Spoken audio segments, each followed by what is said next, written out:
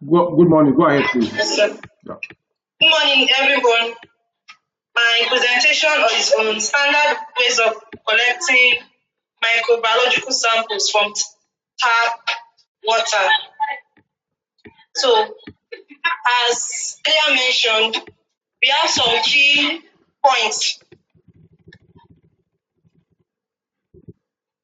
We must consider while collecting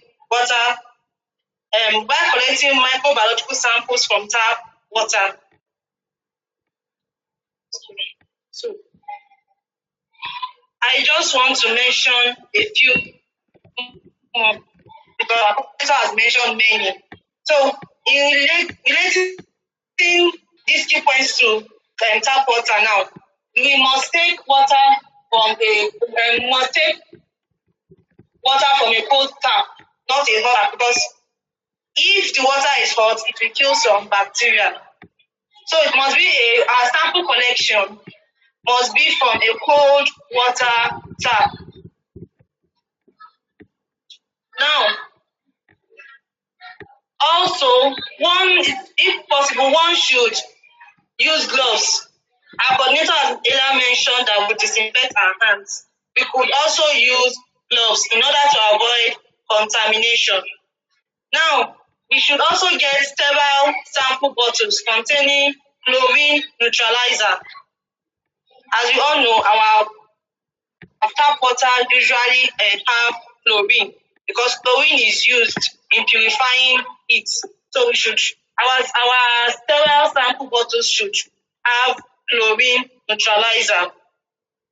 Now I want to go to my main discussion, which is how to collect these samples. The first is to remove the cap of the bottle. You open the cap of the bottle, and then the next is to turn tap on and allow to flow for 2 to 3 minutes. You turn the tap on before you collect the sample. One should turn the tap on and allow to flow for 2 to 3 minutes, and this is to avoid stagnant water. So after the 2 to 3 minutes, one should adjust the flow rate to gentle stream of water. And after adjusting this flow rate, one can now collect this water sample at the same flow rate. It must be at the same flow rate. One should not adjust the flow rate while collecting the sample. And this water sample should be in much quantity, at least more than half of the sampling bottle. After that, immediately the cap